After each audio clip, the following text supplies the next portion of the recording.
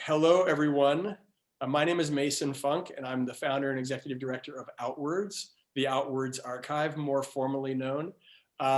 Welcome to today's program, Gordene, California's Transgender Pioneers, sponsored by the California State Library, and with thanks to them. It's 5:01. We're going to wait for a minute or two. Actually, we're not, because I said we weren't going to wait. We have some participants in the room, so we're going to go ahead and get started. As you know, it has become pretty common, and very justly so, these days for organizations to offer land acknowledgements in their programs and their websites. So we here at OUTWORDS believe this is a step in the right direction. It's only one step, but we do want to acknowledge that in Los Angeles, where OUTWORDS has its headquarters, we acknowledge our unauthorized presence on the traditional, ancestral, and unceded territory of the Tongva peoples. We also acknowledge that our crimes against the Tongva peoples are part of a larger pattern of crimes against humanity dating back to the founding of this nation. These crimes are the foundation of a system of pervasive racism based on white superiority that unfortunately endures to this day. Any acknowledgement of past injustices is only as relevant and credible as an organization's commitment to participating in the righting of past wrongs. Although our efforts are humble in nature and frequently flawed in their execution, OUTWORDS is committed to this work. Thank you for listening. So again, I want to say welcome. We are honored to present Gordene, California Transgender Pioneers today with support from the California State Library and the California LGBTQ Pioneers and Elders Project. California State Library has been super supportive of OUTWORDS over the last year, and we are truly grateful. We have three extraordinary transgender pioneers today who you'll meet shortly. We also have Jack Mccarthy helping to run the tech side of the webinar. So Jack, if you want to pop out and say hi real quick. Hi, everyone. You'll be seeing more of me later when I help to run the Q&A. Exactly. Jack's going to run the Q&A and asked me to say that you can add questions either into the chat window or use the Q&A function, and Jack will be moderating both. So a quick word about OUTWORDS. OUTWORDS is the first national project to record the stories of LGBTQ pioneers and elders across the United States of America. To date, we've recorded about 160 interviews with LGBTQ or queer pioneers in 29 states.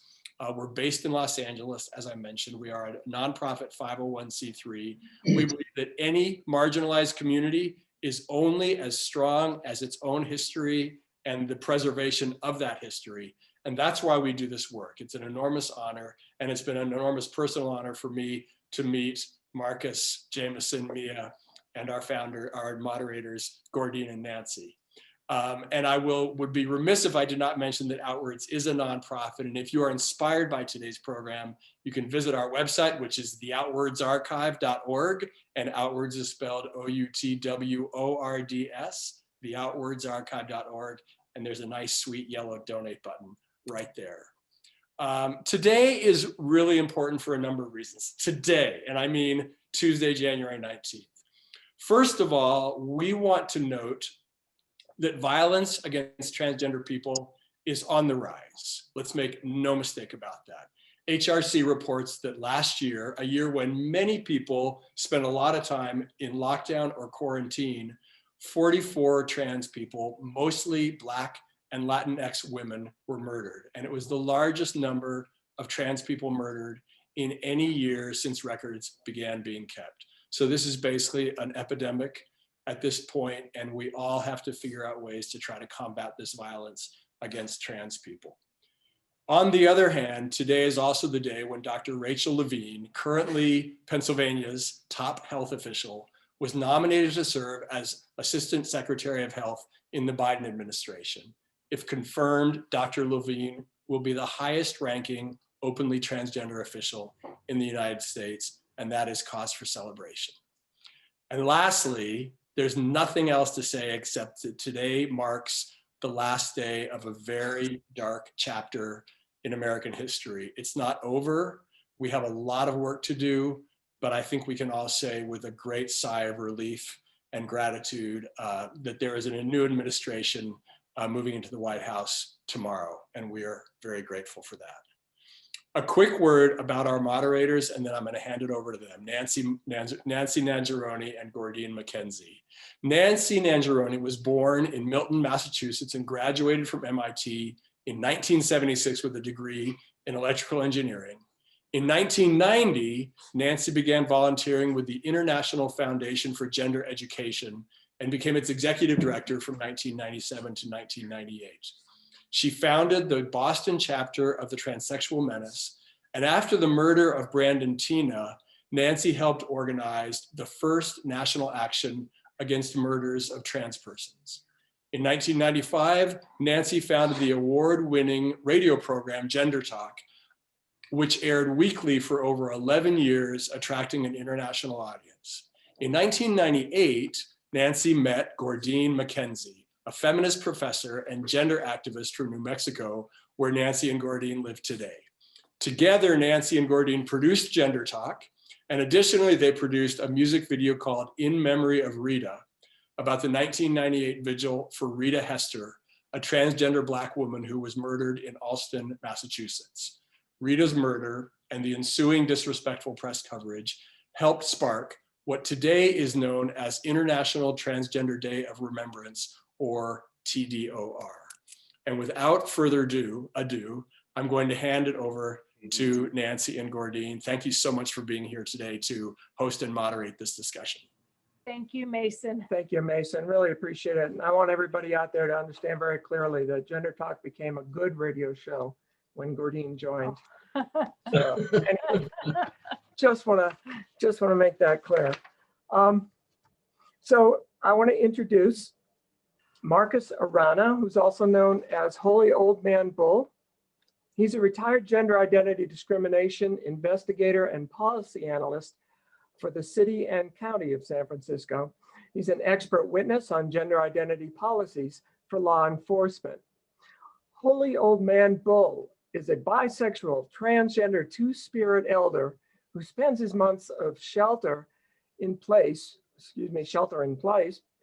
puttering in his veggie garden and spending quality time with his beloved partner, Nancy, and yellow lab, Frankie. Born in the territory of Alaska and raised in California, Marcus lives in Sonoma County. He is Ohlone, Blackfeet, Mexican, Irish, and Scottish. So welcome, Marcus Arana. And Thank now you. we're gonna have a video that was produced by OUTWORDS. It's edited from the extended OUTWORDS interview. And Mason's gonna bring that up now.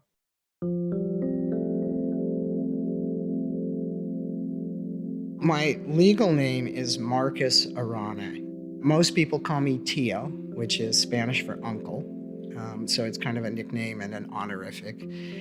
My Native American names are several. My Blackfeet name, which is my father's tribe, is Natui Nina Stumik, which is Holy Old Man Bull. When I was given my Blackfeet name, all of the old ladies in the neighborhood were like, "Oh, that's a good name. It's got old man in it. That means you're gonna live to be old. Oh, that's a good name. It's got holy in it. That means you're blessed." So what does somebody do with their gender identity when they're hiding it? Does it ever go away? Does it disappear? It wasn't until 37 that I finally came to grips with being transgender, that I even learned the word transgender. And it was at a staff meeting at Community United Against Violence, an organization in San Francisco. And one of the staff people says, "We keep talking about transgender people and offering services to transgender people, but we don't have any transgender staff members, and that's a problem." And I remember kind of weakly putting my hand up sort of halfway and saying, "Well, I've always been a man in a woman's body, but it's my karma and I've learned to live with it."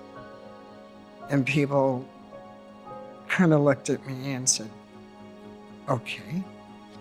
You know, didn't think much of it, didn't say much of it. 2 weeks later, the same conversation happened. We say we're serving transgender clients. We don't have any transgender staff members. And all of a sudden, my arm shot up in the air. And I said, yeah, you do. I am that person. And it was like squeezing a tube of toothpaste, where you squeeze it and all this stuff comes out and you can't cram it back in. You can't unring the bell. You can't suddenly unsay the thought. In 2004, I went to do a transgender education training for a group called the Bay Area American Indian Two-Spirits. And I met Two-Spirit people. Two-Spirit people are indigenous people who don't fit inside the heteronormative boxes of male and female. That's the best way to describe us. We're outside the box. And so I trained this group, and after the training, I said in passing, oh, incidentally, I have Blackfeet heritage. And they got very excited, and they said, oh, you need to come to the meetings and come hang out with us and, be a part of this. And I said, well, I don't know anything about my people. I know nothing about my traditions. I'm a person of mixed heritage. And my friend Christopher looked at me and he said, oh, so that's the excuse you're using for ignoring your ancestors. And I thought, oh, wow, he is right. I have been so whitewashed in my own world that I completely forgot about all of these thousands of ancestors in my life. And that was a life-changing moment for me, absolutely.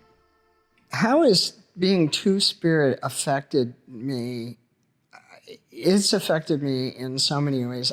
I'd say probably the most profound thing is this idea that I am an absolute embodiment of masculine and feminine, and that I don't have to disavow either one. So when I changed my name, for example, I chose the middle name De Maria, which is from Mary, because I wanted to carry Mary with me wherever I went in my name.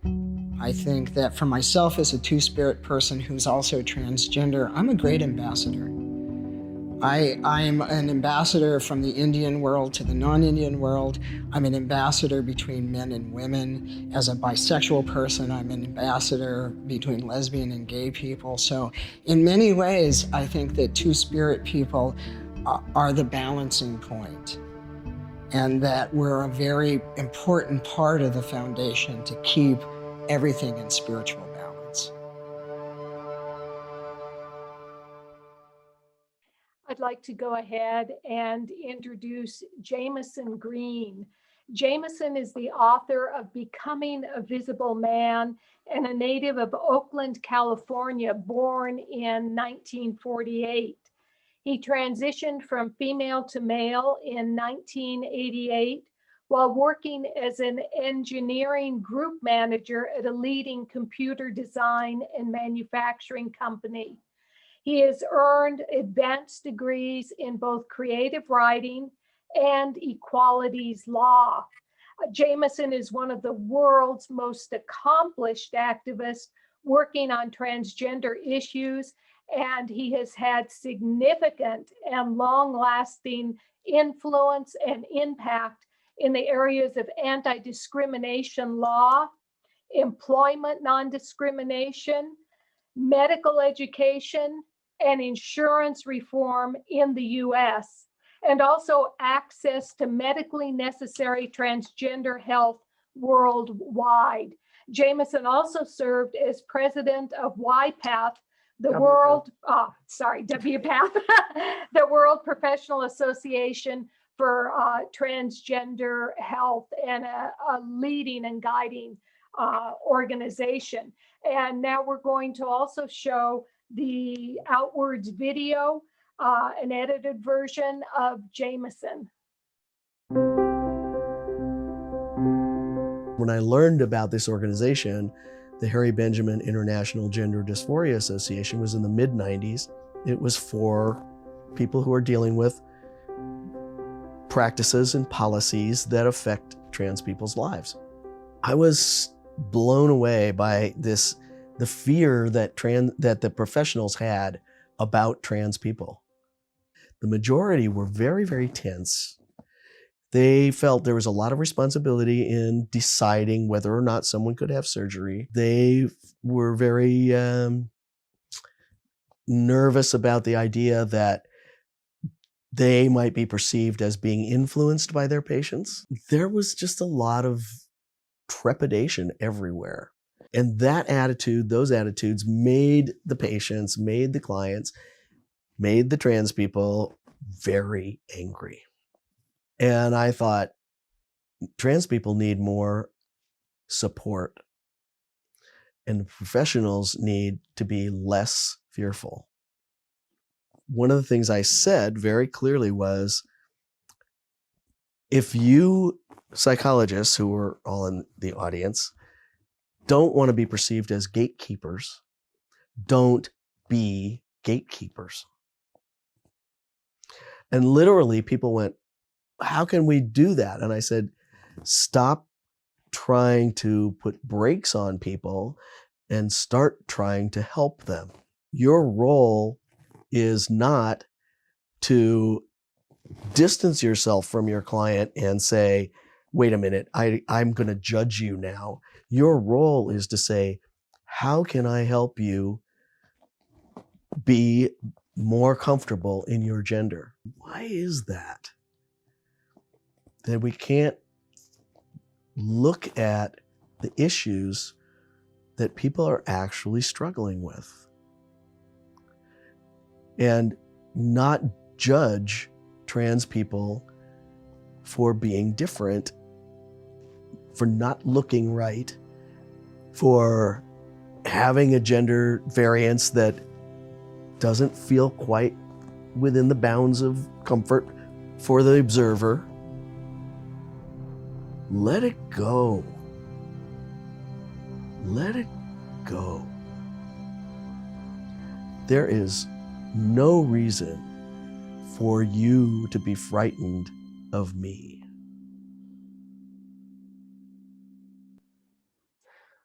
Well, I think with that, we're done. I don't think we need to talk anymore. No.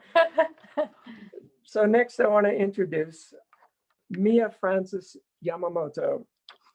Mia was born in a World War II concentration camp for Japanese Americans.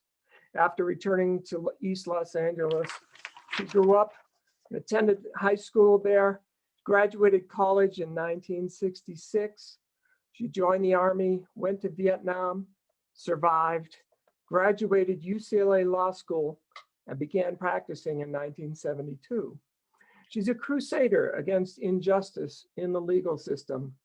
She has long been a leader in community campaigns. She served as public defender for 10 years. She served as president of the California Attorneys for Criminal Justice in 2001. She co-founded the Asian Pacific Islander Law Student Association, and she's a board member of International Bridges to Justice, advocating against torture and for the human rights of prisoners worldwide. And now we have a video from Mia's interview with OUTWORDS. I can remember specifically when I was 19, trying to figure out a way to kill myself. I was no longer in school, I was working at a grocery store, and it felt like everything was slipping away from me. And I can remember sometime too, after I left the public defender's office and I was in private practice, I went through another period where I kept feeling like there was just no place for me in the world.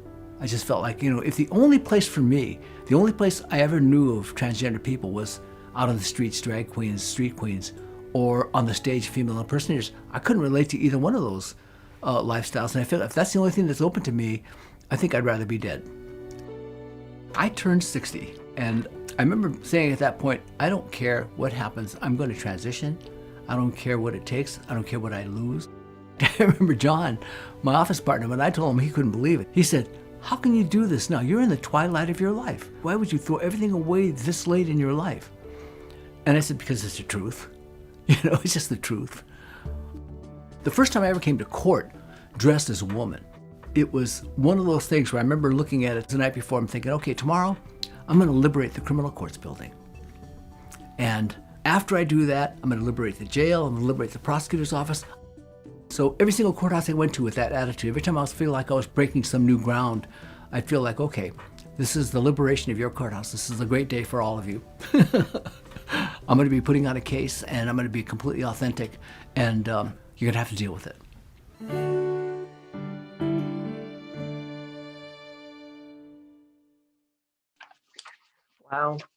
wonderful. Boy, authenticity. Yeah, It's so that's inspiring. what this is all about. You guys are all incredible. Yeah, I awesome. wanted to start us out now with a statement from Mason Funk, actually, when Mason was communicating with us about what he wanted this panel to be. He wrote, "The goal of the panel is not to focus on each person's specific accomplishments, but rather to tease out the themes and values and strategies that have informed their activism, to explore California's place in the overall transgender rights and visibility movement." And continuing with Mason's statement, and to look ahead as we welcome a new administration in Washington with the exciting appointment today of Rachel Levine as Assistant Health Secretary. Another one Yay! breaking new ground. For sure. Fantastic. Well, so welcome everybody. It's a pleasure to meet those of you we haven't met before, and a pleasure to meet old allies and comrades. Yeah. Gordene, you want to kick things off? Each of you has played a very important and significant and pivotal role in shaping the history of transgender people. You also are all visionaries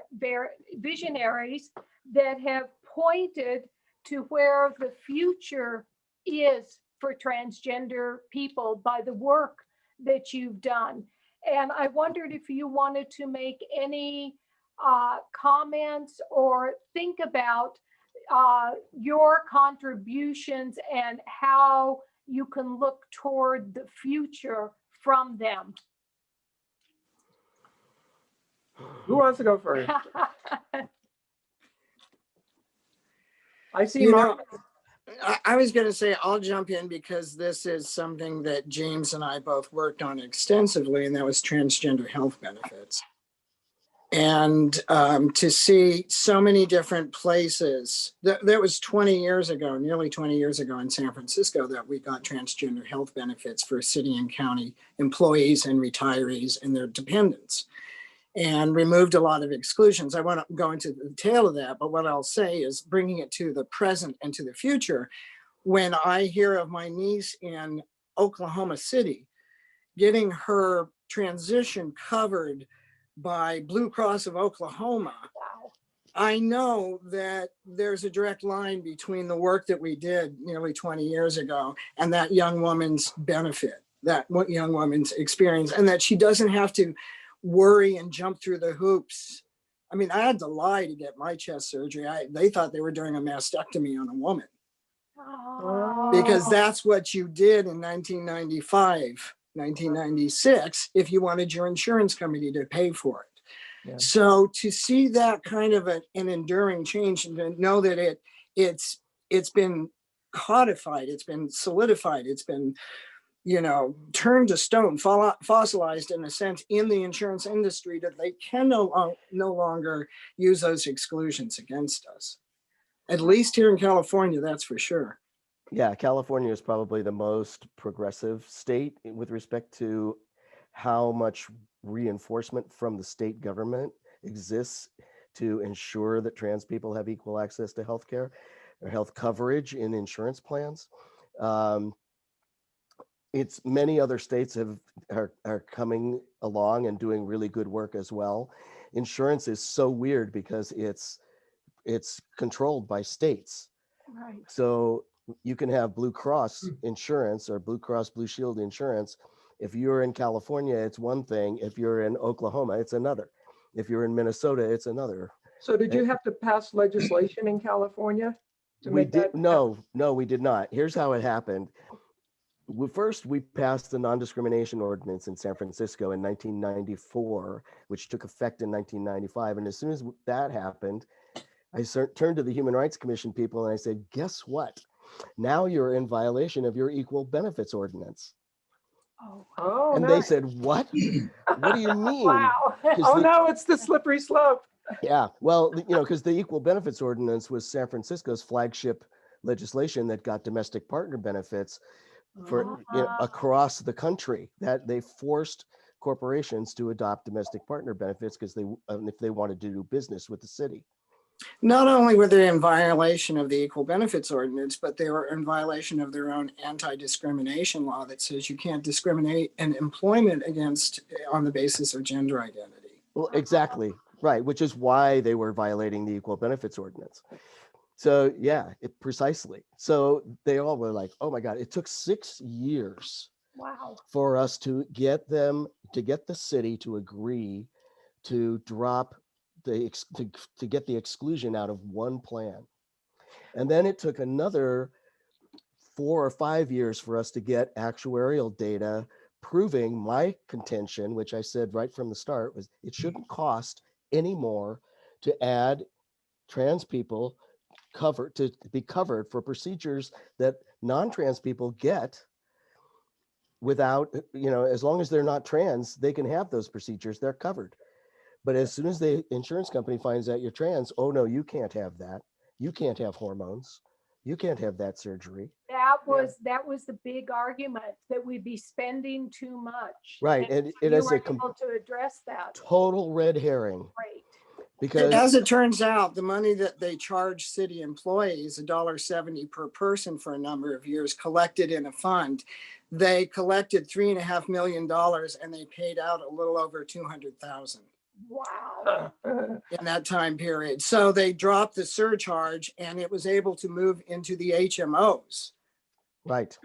So that it was no longer funded by the city, but now was actually in the insurance industry, and kind of like squeezing the toothpaste tube, it can't go back in. The thing that I want to point out about this particular project is that it took so many people to make this happen. Yeah, we had panels of people, including James and I think we're the only two people who made every meeting, but panels of people, including people like Lisa Middleton and Claire Skiffington and Stephen Thorne, who worked tirelessly to make sure that we could sell this plan and had a plan in place that we could actually hand to them and say, this is what you should do. And we had surgeons and endocrinologists and therapists show up for meetings where it was an agenda item, and then they would say, "Oh no, we won't have time to talk about that today." So they kept trying to make us go away by simply, telling us, "No, we don't have room for you at the table." So a real key thing here was persistence. Absolutely, persistence. Never giving up. After that, I was appointed to the business council of the Human Rights Campaign Foundation. And they were launching in 2002, the Corporate Equality Index. And that Corporate Equality Index had in it a requirement that corporations, if they wanted to score 100%, had to include gender identity and expression in their non-discrimination policies. And I kept telling them, you need to force them to have benefits. You need to force them to have benefits, because I realized back in the 80s, when I realized I couldn't access my own coverage at my own employer, that because there was an exclusion, I realized that I didn't have any influence on what insurance was going to do. Who has influence? The companies who buy policies for thousands and thousands of people. Yeah. They're the ones who have the power to demand the coverage that they want to have. So we had to create an incentive for them to want to tell their carriers, you need to cover this. Even if they were going to pay for it, the companies were paying for it because they were self-insured. And I knew that if we got enough of this to happen, we would have the same thing go down as what happened in San Francisco, that people would say, they would realize it wasn't costing them anything, relatively speaking. It was this, it costs about as much as an appendectomy. Oh Yeah. my gosh. Yeah. So a key here then is not sort of presupposing what it is you're going to do to get the rights you want. For example, I'm going to pass a law to give me the rights, but actually looking into the system, seeing how it works, seeing who really holds the strings here, who really. Right. Where do you have leverage? Exactly. Now, we did reinforce it in California through legislation and regulation, and we ultimately got a letter from the insurance commissioner advising that no insurance policies could be sold in the state of California that had trans exclusions in them. Nice. And that was, I think, in 2012 that letter came down. I may be wrong about the date, but it's somewhere in 2010, And 2012. there's lots of people out there who are still suffering from those exclusions. Those Yes. exclusions still exist in many, many places. And Yes. there's new legislation that's always passed to try to stop that. Well, and here's a strategy to go after, which is go after the companies. And that's brilliant. And I mean, it echoes to me some of the work that all of you have done basically in bypassing gatekeepers who were fearful on some level that they couldn't do it, that it was going to be terrible, and making it less fearful and providing them with the accurate information and Right. and moving ahead with it. And that is crucial, amazing work. Thank you. Yeah. And one other thing too is that We're going to. James Looks is like frozen. We lost James him. is frozen on us. James, Let's talk with Mia for a little bit. Let's bring Mia into the conversation. Yes. She's been sitting there so politely, but we understand you are a dog with a bone when it comes to legal issues, am I right? I think that I think that we're on the dawn of a new era politically, and I'd like to see universal health care. I think Medicare for all. I think insurance companies are a ripoff. I think we're entitled to have health care as a human right. But just talking about transgender presence and whatever we've done and been, I still think, and in terms of the future, that our participation in movements for social justice, in specific to our own communities, but always justice for all communities, and especially the ones that are experiencing oppression at any given time. yes. Yes. The reason why I think that transgender people have to be part of movements like Black Lives Matter. Yes. You know, we hear all this stuff, and we talk about, and Mason talked a little bit about the problem of white supremacy and the rise of the Nazi right that came and was empowered by Trump. We have a battle on our hands because Trumpism is not going away tomorrow. No, it's And so not. our participation in movements for racial and social justice, for economic equality, this is the way that we become a part of this future. We have always been empowered by the civil rights movement. The struggle for Black liberation is at the heart, the driving soul of this movement that has encompassed women, other racial minorities, religious minorities, and the LGBT community. We owe it to that community and for all communities who are oppressed to be a part of the future in that way, that we are present, that we are participating, that we speak out, that we march, that we put our bodies on the line for our brothers and sisters in oppressed communities. I would thank Mason for referring to indigenous communities in this state and in this location, pay tribute to their legacy that we try to continue. Justice for all people, justice for indigenous people. I will speak out against what I consider to be the ultra-capitalist nature of our economy and our political system. I'm a democratic socialist. I believe that we have to be in the beloved community. Let us talk about the Reverend Martin Luther King, whose birthday and whose day we just celebrated, because his spirit was the spirit of the warrior. He was not some passive poser. And for all those people that want to claim him for their side, I want you to know that this was somebody who was way more radical and revolutionary than all of them could stand. And that's why they're trying to redefine his image now. And we have to speak out and say that he was a warrior. He was a warrior. He went to jail in the days when they used to harm civil rights marchers in jail. They would treat them worse than the drug addicts and thieves that were in jail with them. Look at those letters and don't let people co-opt the great Martin Luther King Jr. This is our struggle too. The civil rights struggle is what the transgender community, LGBT community, all of us need to be a part of. Vocal, standing up and saying, our brothers and sisters in the streets, and I want to talk about Black trans women being slaughtered wholesale, Black women of color, Black trans women, brown trans women. There's a lot of Native American discrimination out women. there Right. in the world. And just let me say, yeah, I'm an Asian American, and I'm getting a lot of Trump's bullshit, talking about the Asian flu and Kung flu and all that sort of stuff. I'm glad the dude is gone, but that stuff remains. It continues. Yes. People love to scapegoat others. It happened under the Nazis. It's happening all over the world.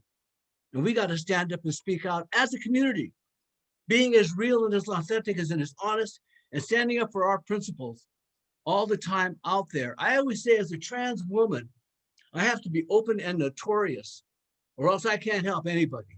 I got to be out there. And Jamison Greene knows what I'm talking about out there. And let me thank Gordene and Nancy Nangeroni. I do remember meeting Nancy, I can't remember what it was, but I remember she's always been an icon out there because she had the radio show. I've seen her in magazines and stuff, and I actually got to dance with her. She doesn't remember. But, I'm sorry. Because I was flirting with her and she didn't want to, she's successfully repressed that part of the dance. I love it.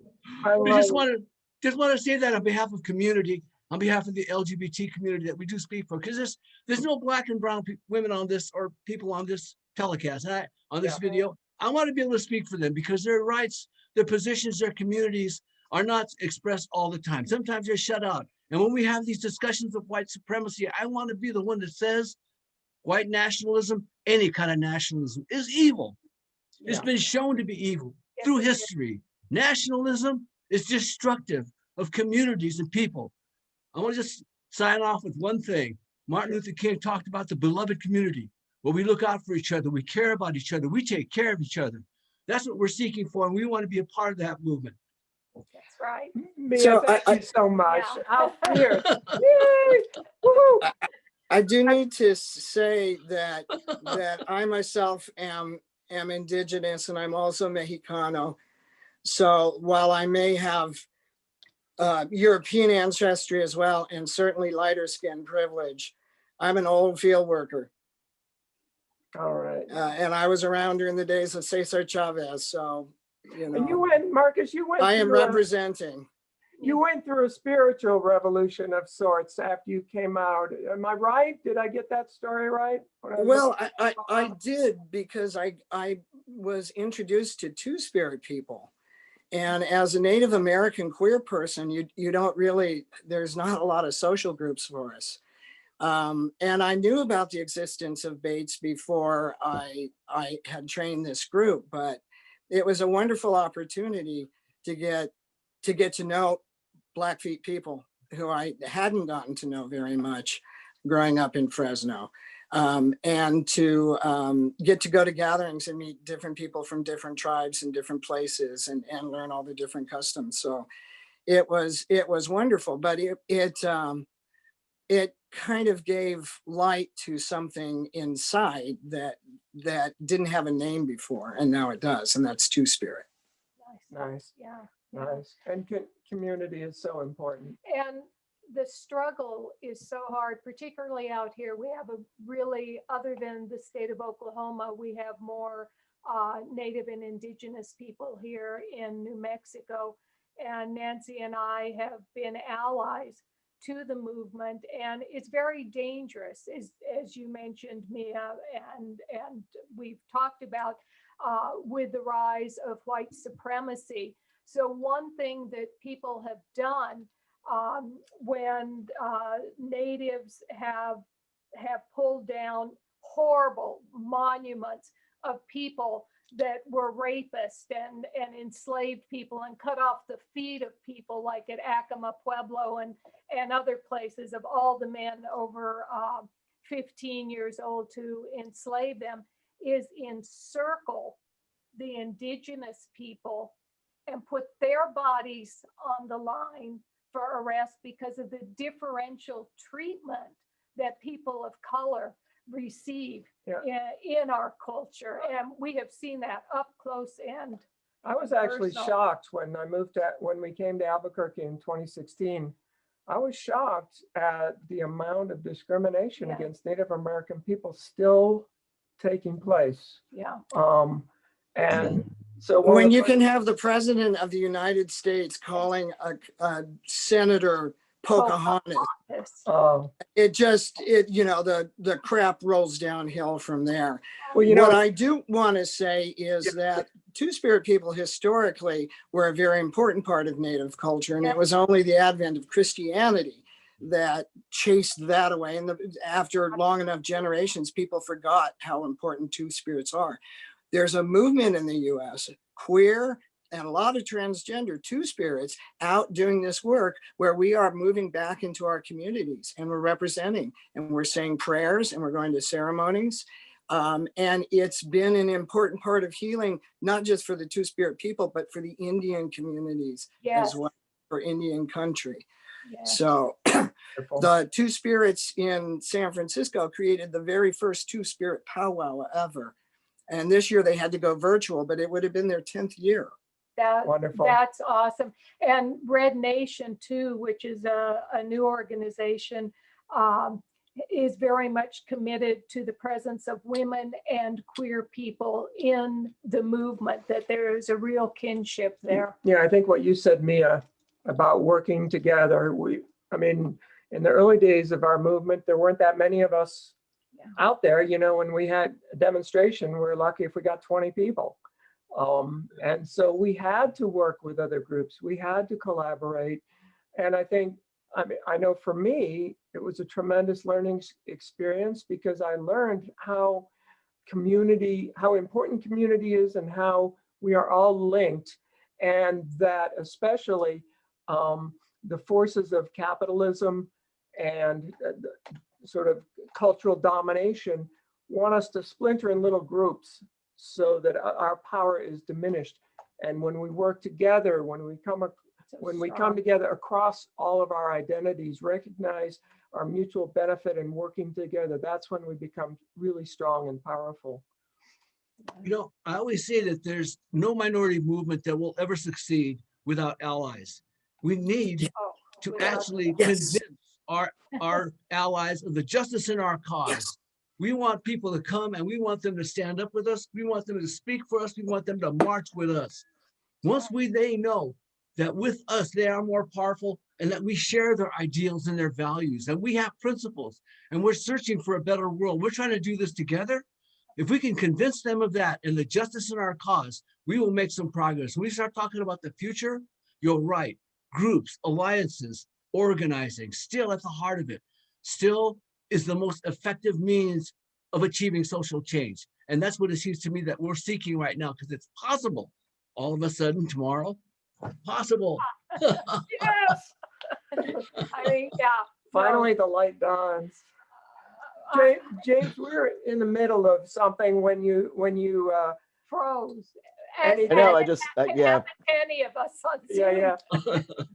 Did we? Yeah, leave you sorry hanging about on that. something? Did you have something you wanted to finish, or are we good? Well, I was just going to say, we also knew when we started to get insurance benefits, or I was aware that we were going to have to do something to increase access to care, because insurance always has worries about adequacy of network. It's what the insurance language is for the providers that are available who subscribe to their plan, that they can send their subscribers to. So if we don't have doctors that are willing to treat trans people where they live, you know, then they're going to be out of network, which means the insurance pays less for the same service. So it's some of these crazy things about the way our healthcare system, it's an insane capitalist-driven system that is not helpful to so many people. And there's a lot of good people working in the insurance industry who really care about people. But we're trapped in this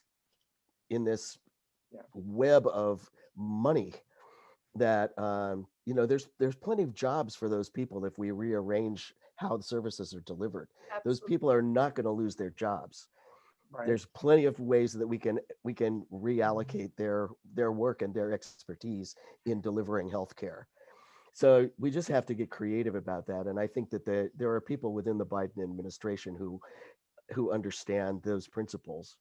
But I sort of turned away from local activism and started applying myself to international healthcare policy work in a way, and medical education in order to increase the provider base and to try to convince the people who were offering services to trans people back in the 70s and 80s would not take insurance because it was too much trouble and it embarrassed them because they didn't want anybody to know that they were offering care to trans people. So there were a lot of aspects of this from a psychological perspective, if you will, that had to be addressed in order to make access to care possible. And so that's what I've been doing. And a lot of people are not, it's so invisible, this work. You know, it's not something that, you know, you can put out a press release about, but yeah, it's not marching, and you can't gather a bunch of people and make it, you know, just make noise and get approval. You know, it's something, it's just hard work that has to be done. And it's convincing people that trans people are real and that trans people matter. And now we have, when I became president of WPATH, I've made them offer education, offer training. It's something I had been advocating for within the organization for almost 10 years prior. And they kept saying, no, we can't do it. It's too much liability. We don't have the resources. It costs too much, on and on and on.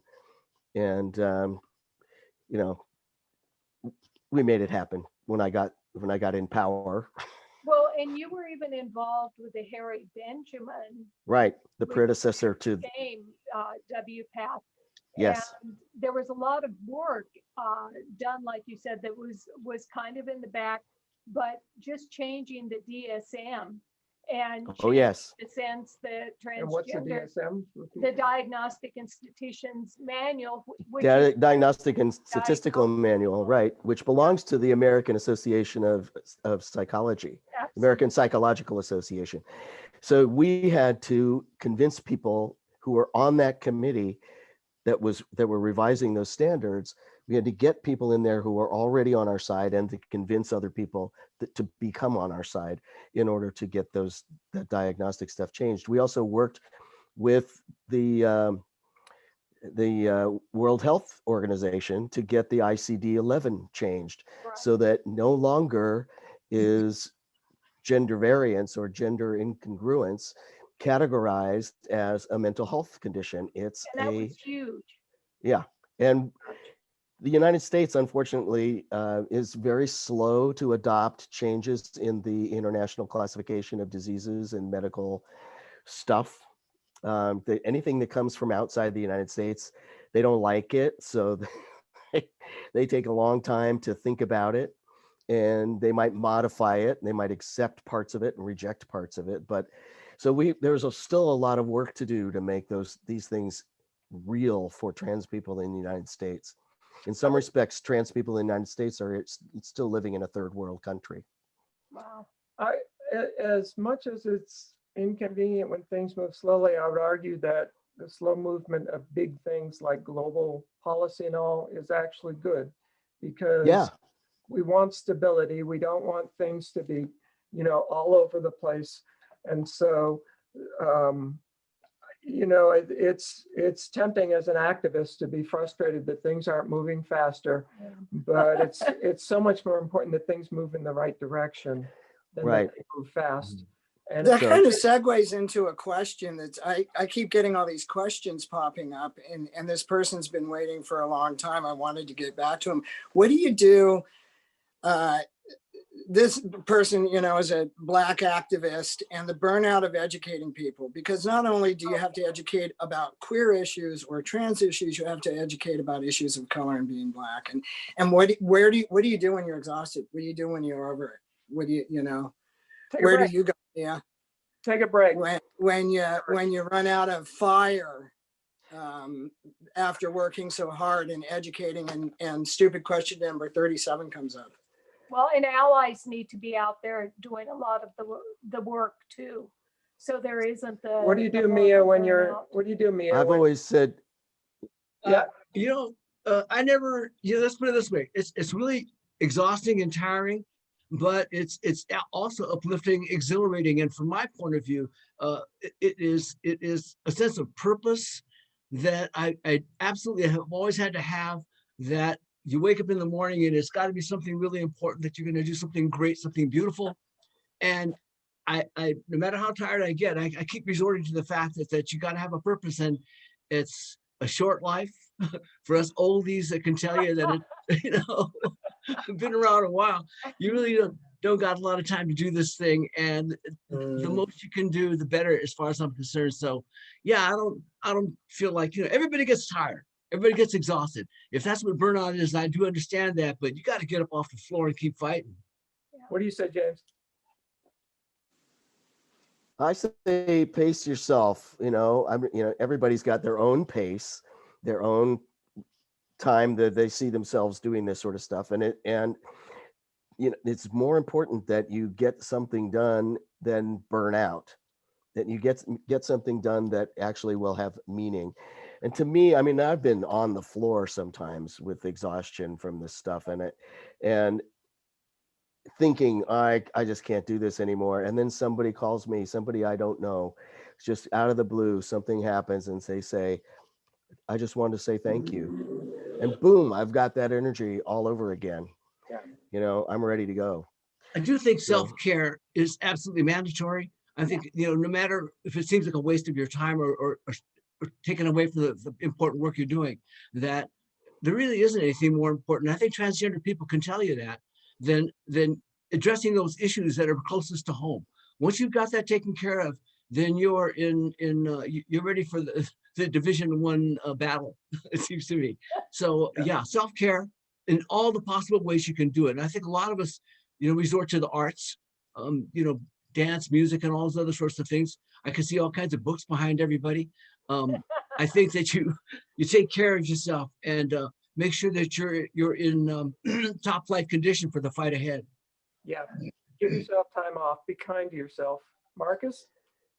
Yeah, you've got to cultivate things outside of the activism that you do. Yeah. You have to continue to create and do things of beauty to balance that. I can't be a warrior every single day of the moment, every moment of the day. I remember walking by this street guy in San Francisco, and he was fretting and crying, and he was very upset and having problems. And he looked at me and he said, I can't possibly play for the Miami Dolphins every single day. And I said, who could? Yeah. But that, I say this with all sincerity, that man was a sage and a prophet. Sure. By saying, that we live in this constant state of having to produce. And every once in a while, and I think Mia kind of touched on it about self-care, is you've got to stop, you've got to breathe, you've got to focus, you have to remember the bigger picture. And also what Mia said that was so beautiful is this is fleeting. This is all so fleeting. We are here and gone like that. Yeah. And so it really is a matter of carpe diem. It really is a matter of what I do, I've got to do now, because there's no greater urgency than right now. And so there's one more thing I'd like to say about this. If it does get wearing when people ask the same questions over and over again. If you're doing, Trans 101 day in and day out, it really can be boring. But, I always look at it like there's always one person in the room you're going to reach. That's right. And that's all it takes. Yeah. And so try to have patience with people who need to learn. If you're undertaking the education of those people, make it a caring act every single time you do it. Don't begrudge them the fact that they don't know something. And if they can learn. Is so important to find them where they are and meet them there. And that reminds me is a link as well. Art that you were talking about, or how do we refresh ourselves? Beauty is a strategy for survival. Beauty and art. I think it's not really, a luxury. Yeah, find the beauty in your life. Yeah, nice. Wow. I wanted to just jump in because another question has come in, and I'm just going to read it out loud. New and old frontiers, what are we doing about supporting and caring for our elders? We are all aging, yet so little attention is paid to trans and gender nonconforming elders. Anyone? That's a fact. Yeah.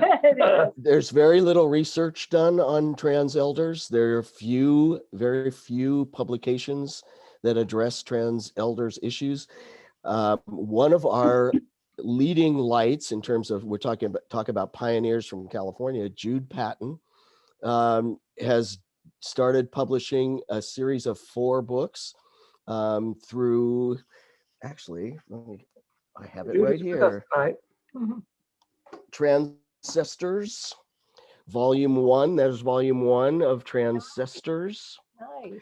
And it's published by Transgender Publishing in Canada. Nice. And it's a collection of stories, and he solicited stories from trans elders that and got enough to put 4 books together. So yeah, so volume 2 I think just came out. Yeah, I'm in volume 2. Yeah, and volume 3 is, I mean, they're all going to be out within the next 6 months, I think, all 4 of them. Nice. Fantastic. Yeah. Yeah. So look for those in terms of people's stories and some ideas that people have had that you can take and leverage and start to work on elder issues if it's a concern. It's a concern of mine. I'm trying to get WPATH to be more policy oriented toward what do we do with trans people who are aging as trans bodies. We don't have much in the medical protocols about trans people aging trans bodies. So let's do something about that. So A very close friend of mine, Claire Skiffington, spent her last days in a skilled nursing facility outside of Sacramento.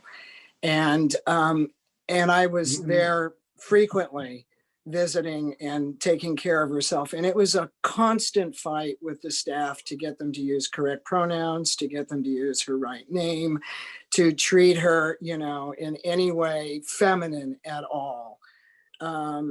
It was just really sad. And I did what I could while I was there, but I knew the minute I was out of sight and gone, that behavior would continue. And I've had my own examples of that, being hospitalized myself for many disabilities and had many surgeries. And the times that when a nurse finds out what my birth gender was, all of a sudden they're using a different pronoun. And like, where does that come from? So what the person is bringing up is very real, is that we don't have, for all the rules we have, for all the policies we make, we still don't have a way of caring for people who are in long-term facilities who don't have an advocate at their side every moment of the day. and this is true for people who are not trans as well. I mean, our society is very, very neglectful of our elders. Yeah. I'd also like to make a connection between the economic class and the experience that trans people have from the time they're young to the time they go to the grave. There's a huge gap there. I know that here in New Mexico, we're fortunate to have a trans resource center that feeds homeless trans people and gives them clothing and helps them find places to live and does all of that kind of thing. Can you tell me what's going on in California around economic disparity among the trans population? Well, in San Francisco, we have the Transgender Economic Empowerment Project. I haven't lived in the Bay Area for 3 years now, I think, 4 years. I can't remember. Yeah, you're right. So I'm in Washington now. I'm up in Washington State now, so I'm not sure what the status of that is. Okay. Marcus, do you know what's going on? San Francisco has a somewhat highly developed social net, safety net, so to speak, for people of difficult means. There are Healthy SF where you can access hormones and surgical procedures if you're so inclined to physically transition. There are different programs for, as James was pointing out, for employment training and job fairs and things like that. You know, COVID is a game changer. Oh, God, yeah. yeah. And everybody who was living on the edge pre-COVID, everybody who was a paycheck away from the street, well, a lot of those people are on the street. Of course they are. And it's a tough life for anybody. It's even tougher if you're in transition or pre-transition or elderly or disabled or any of these things that are going to compound all of that. Yeah. So, you know, it's still a hard world out there for aging and disabled queer folk and trans folk. Yeah. And as long as we're talking about people who kind of have the worst of it, people who are incarcerated. Mia, I know you've done work on behalf of prisoners, trans and other as well. We know that trans prisoners have a It real has- hard time. The virus and the pandemic, worldwide pandemic, has affected prisoners all over the world. Right. It's affected the people just in communities. We have a very neglectful government here in this country in terms of the pandemic, but there are other countries whose government overreach has gotten to the point where your grandmother's taken into custody because she didn't have a mask. I wish they would do that here actually, but this is happening in Africa, in places like that. And there are people in my organizations that are working very hard to make sure there's some balance, that the government doesn't overreact. I mean, you can see what happens here when the government does nothing. Yes. But there are places where the exact opposite is being done, and it is oppressive to communities, poor people especially, who are always targeted by the police and the government, and homeless people. Of course. Yeah. Okay, intense stuff. So I have a question of my own. I thought of typing this in anonymously, but I thought I would just own the question and ask it. How do we make that? How do we make sure that trans women of color can get old? Yeah. Good question. that's a great question. Yeah. They can get what? How do we make sure that trans women of color have the opportunity to grow old? Well, first we need to eradicate racism, sexism, and transphobia. Yeah. Um, So that's easy. I think right? that Black trans women, brown trans women, and I think trans women in general are probably the highest value target for the bigots currently. And that results in the annual Day of Remembrance. We start checking off all the names, and it clearly is disproportionate to any other targeted minority. And it is a problem. And I think that programs like this, things like OUTWORDS, I think Gordene and obviously y'all are doing great work out there. But I think the main thing is outreach, and it's always been doing what you're doing now. Mason, Nancy, Gordene, Jamison, all of you are bringing us out into the world through your friendly Zoom screen and making us part of this world that we are present or participating. We are a part of this. And I have a good friend, his name is Cornell West, and he comes out to the audience and he asks, Cornell West. He's great. are you adjusted to injustice? I love that. Good question. He's amazing. Yeah, and I like to ask that one too.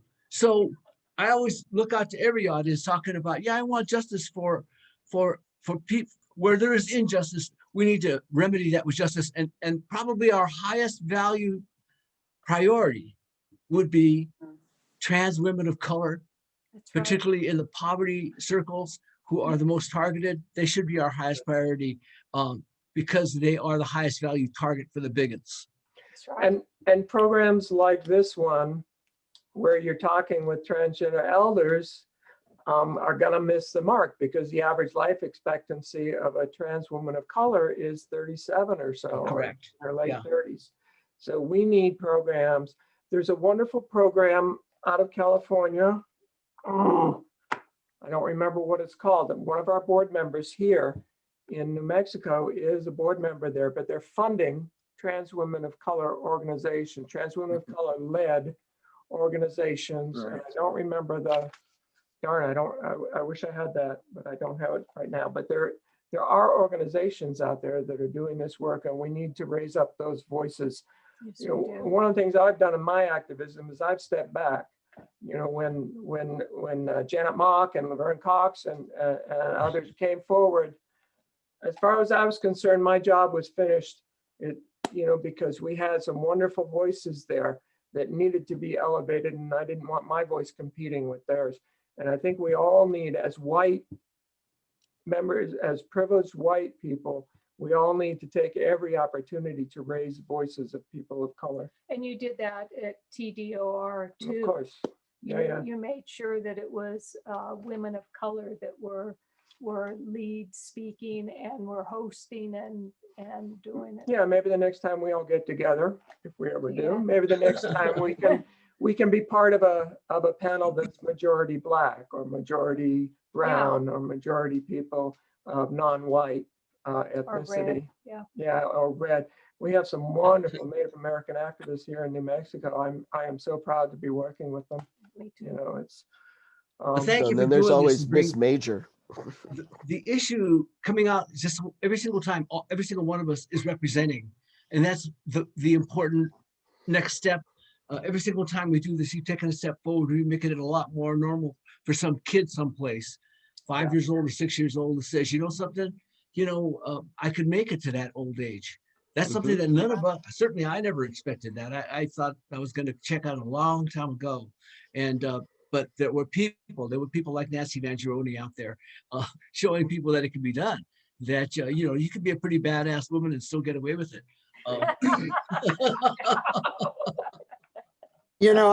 I was a field worker, and the average life expectancy of a field worker is 55. The average life expectancy of a Native American man is 45. I'm 63. And my Blackfeet grandfather lived to be 87. So I hope I live to be 87 so I can continue to represent. But back to what Jack said, and I think we've all have said, that if we want to keep trans women of color alive, we've got to stamp out racism, because that's really what's at heart of it. They're not being picked on so much for being trans women, although they are. They're being picked on for being visibly people of color.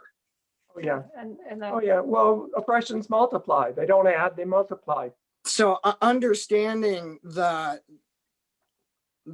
where the intersectionality of everything, and that as long as one of us is oppressed, all of us are oppressed. So the question is, what are you doing to end racism?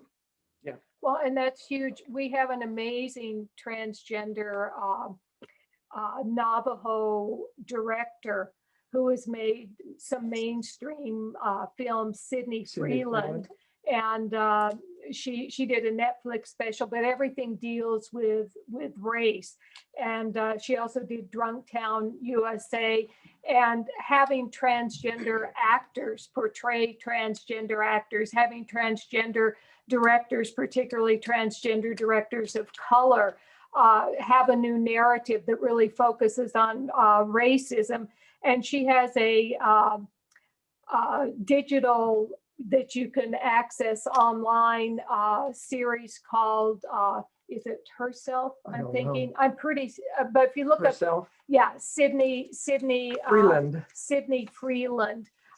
It's very short episodes, and one of them is a transgender woman of color, another is a white transgender woman, but it's dealing with issues of dating and how they are in the world, and it was nominated for an Emmy, but she continues to do really good work around race, around gender, around sexuality.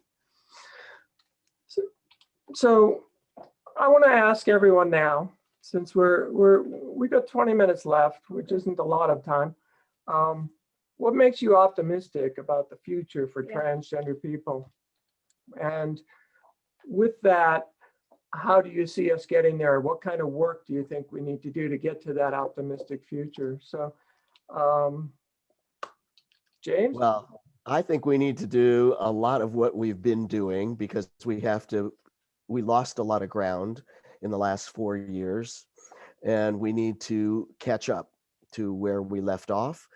We are fortunate, infinitely fortunate, to have an incoming chief executive who is actually appointing trans people to positions in the administration, who actually said when he was vice president under Mr. Obama that transgender issues are the civil rights issue of our time. Wow. And he actually said that. Wow.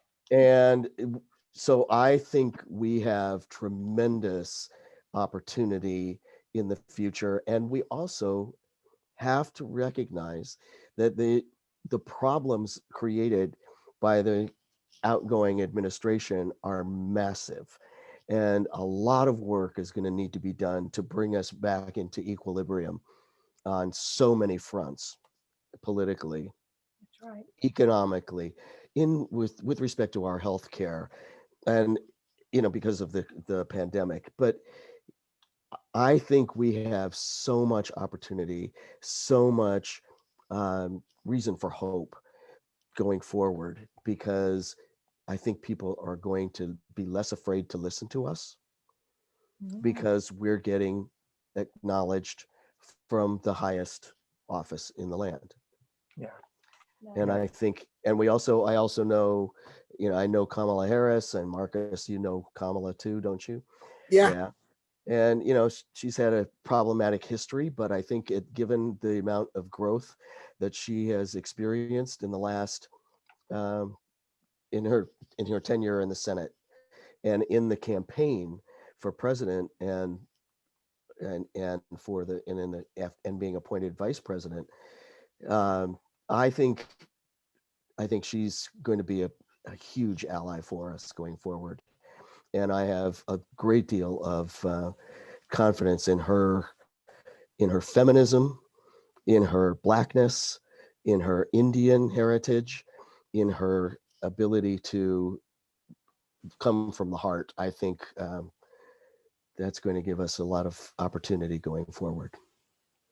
Great, thank you. Wonderful. I just want to say that let me just say this. I've never been very much in electoral politics until this past election. And I now realize that we need to be more engaged in the voting people in our communities. Our voters matter. And the reason why they matter is this, because whatever Biden wants to do, he can't do it without us. Yeah. We have to have enough people on the ground, enough votes on the ground, enough voices on the ground to be able to make him do the things that he wants to do, because a president's got to be able to try to bring his whole country along. So I see it as a grassroots challenge that we have to bring the transgender community into the mainstream of the voting blocks that bring the California votes into Washington. And I believe that that's the most effective use of our time, our energies. I'm already involved in a lot of coalitions, and it's just a matter of bringing them to the point of voter education, voter registration, and organizing in the community, educating the community. And I believe that that's got to be done. I think that's our next step. I'm happy about Biden and Kamala, but I realize that they can't do any of this without the support from the grassroots, without our voices rising, without us marching. That's We're right. going to have to be the force that gets that done. Yeah, one of the reasons we were so successful in San Francisco in the 90s with moving trans issues forward was because we had trans people who went and volunteered on campaigns for the people who were running for the board of supervisors. Yeah. People sat in their volunteered to work in their offices so that they got to know trans people. They showed up. They did what they said they were going to do. They brought in voters for them. They delivered. And so they got, it works both ways. And as a result, we gained more traction than we would have if we just stood outside and screamed that we were being mistreated. No, that's Yes. key. That's absolutely key. You want to make good friends, be a good friend. Yeah. So there's two things that stand out for me about hope. And why do I continue to have hope? And we're all a little long in the tooth on this panel. We are elders. And I certainly came out at a time when homosexuality was illegal in the state of California. I came out at a time as transgender when there were so few resources and certainly no internet to connect us all. So I've really seen, I marched in the Vietnam War. I was a feminist in the early feminist movement. I have seen change happen. And there are always dark periods, the Reagan years, the Nixon years, the Trump years, these are all bad years, the Bush years, but in between these moments of sunshine happen. And I'm not a Democrat, I'm an independent, but I'm a realist. And what I will say is we have the best chance for change than I have seen in my lifetime right here and now. And if anything showed that to me, it was Georgia.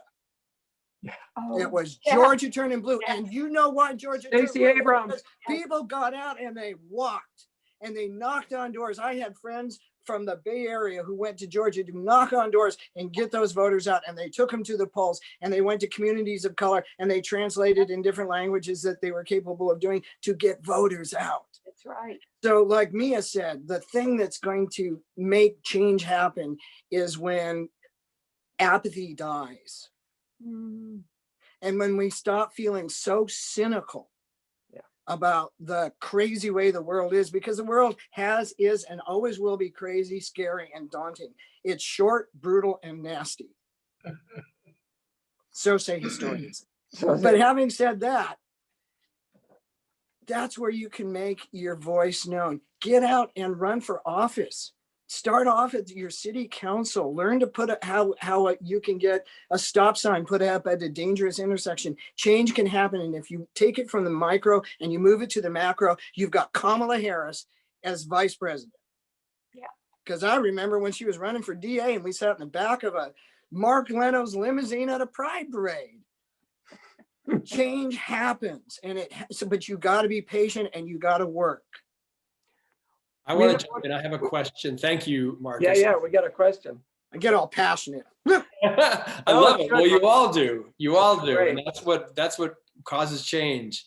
I was on the phone today with one of my kind of dearest and nearest friends from, I'm dating myself, probably like nearly 40 years ago.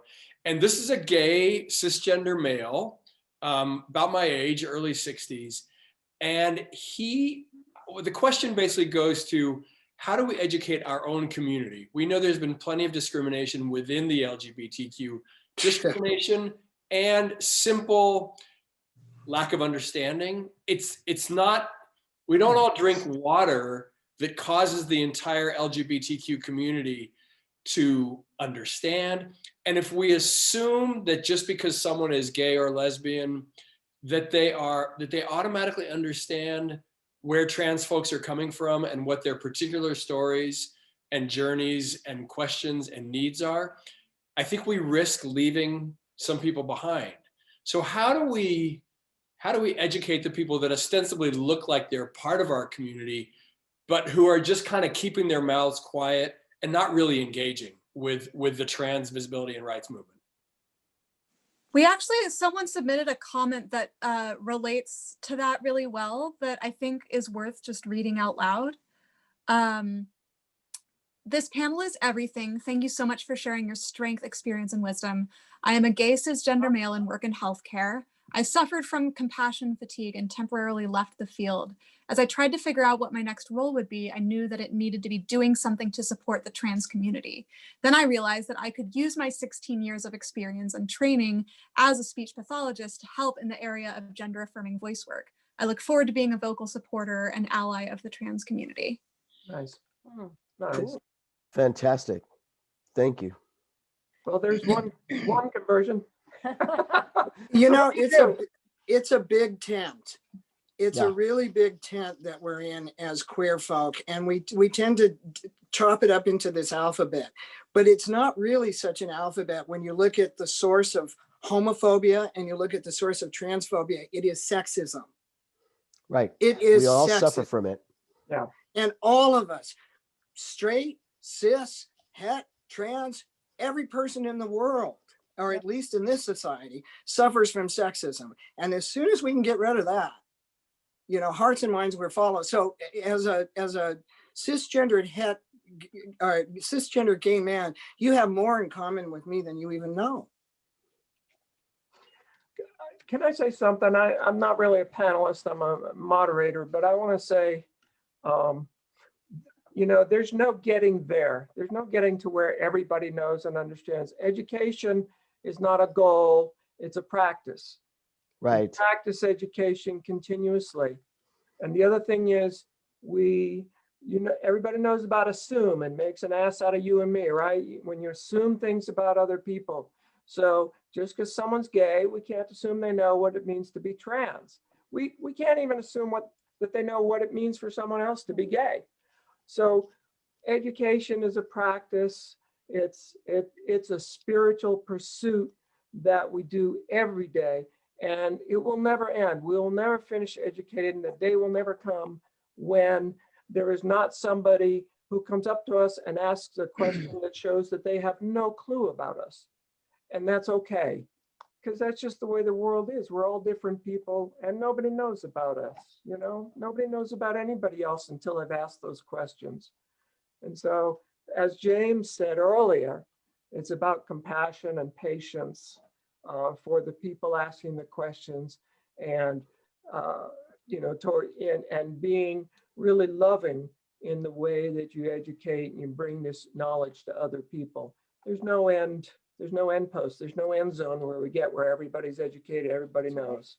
Right. It's just a lifetime practice, and it goes beyond gender and sex. It's about race, and it's about ethnicity and culture and so much more. Inequality and injustice, and we've got to promote kindness. We've got to promote fairness. We've got to promote equality, equity. Yes. All of those things that we value need to be expressed in the world. Yeah. In spite of our identities. I think it's hard to know when somebody is even open to the perspective changing view of trans people. And that includes gay and lesbian people as well. I mean, you don't always come across the opportunity or recognize that opportunity, or much less know the ideal way to address it. I just think it's hard to find it. I guess you gotta sort of look for it in your own circles that you organize in and that you work in. But I just don't think it's something that's easily found, easily done, and it's sort of a delicate conversation, even with straight people. I mean, but with LGBT people, I think a lot of gay and lesbian people consider themselves or assume themselves to be more enlightened because of they are gay and lesbian, and maybe that is part of the resistance to the education that you might provide. Just like anybody, we're a minuscule minority. And that means a whole bunch of people have some stereotypical notions about us. Probably most people have stereotypical notions about us. And so, yeah, we got a lot of work ahead of us. I just start now, but yeah, I'm with you. And I agree with Nancy. It is a journey. It is part of our journey. It's given to us. And that because we are a minuscule minority, we got to do a lot of explaining out there. We shouldn't have to, but it helps. And so I think it's necessary.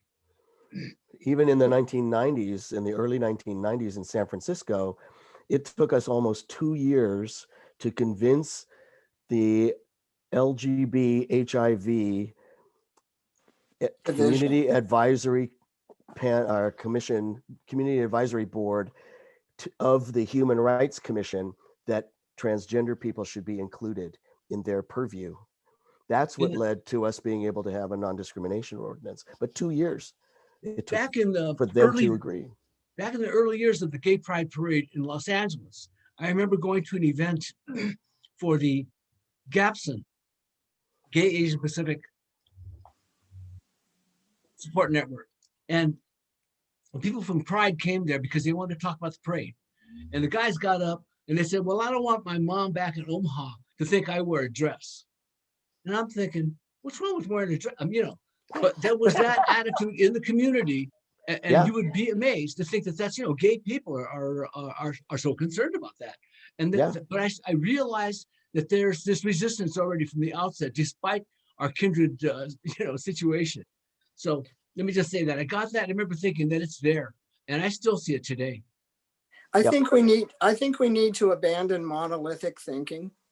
I think we need to stop seeing, all queer people as the same, because I know some bigoted gay people. I know some racist trans people. I know some sexist gay men. I mean, there's all sorts of isms that float within our own community. So we have to stop pretending that we know who everybody is because of a soundbite, and Right. and start to see ourselves as the people that we are.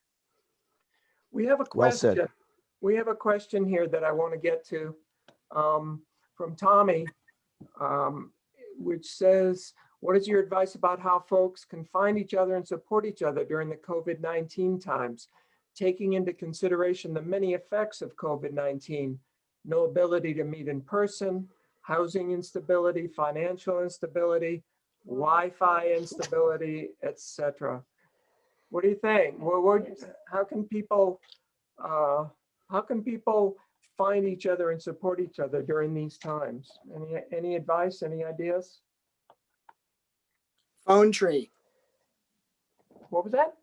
Phone tree. Go back Phone to tree. the old fashioned way, call Oh. a friend. If lots of people have lack of internet access, most of us have some kind of telephone access. Yeah, Even when I was homeless, I still had a phone. yeah, yeah. But you got to find somebody, you got to find another number to call.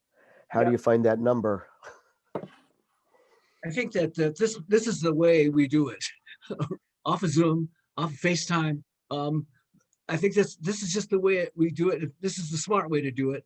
And if we're going to do it at all, this appears to me to be the way of our times. We get on the Zoom, we get on the FaceTime. And I think it'll have to do for now. We are not those kinds of people. All of us are very loving, huggy, kissy types of folks. But we got to hold off on that for a while. And I think this is it. I think we take advantage of the Zoom and try to get as much out of it as we can.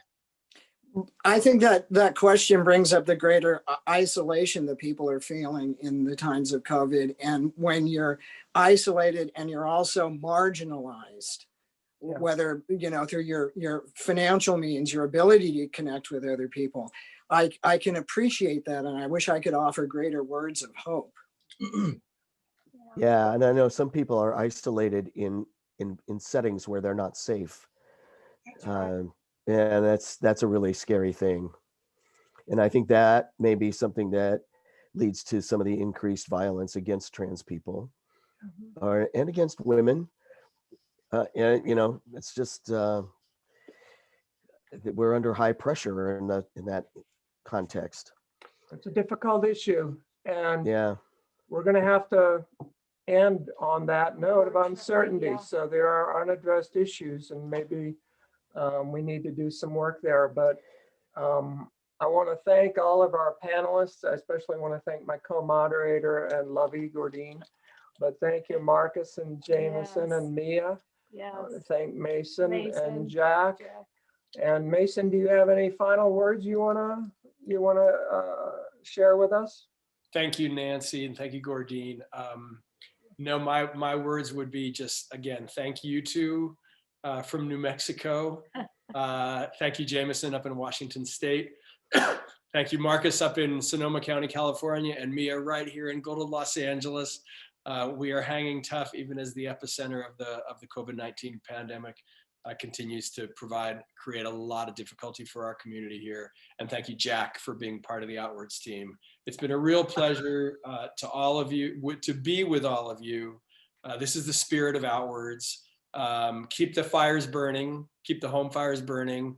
I really appreciate what you all said. Let's keep educating and showing tolerance for the people who don't necessarily understand everything of what we're about. Let's keep reaching out, sharing patiently, and supporting people all around us, no matter where they're coming from. Yes. Thanks from the Outwards Archive. It's been a pleasure hosting this event, and we look forward to seeing you all again soon. Thank you, everyone. Take Yeah. care. Bye, everybody. Bye. All right, Bye. thank you. So long.